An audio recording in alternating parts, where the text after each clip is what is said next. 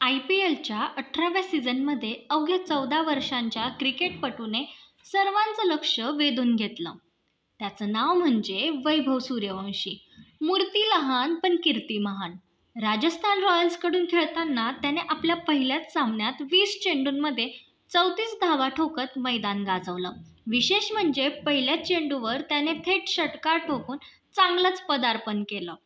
पण ही कामगिरी अचानक मिळालेली संधी नव्हे. वैभवचा प्रवास लहान वयातच मोठ्या स्वप्नांनी सुरू झाला होता.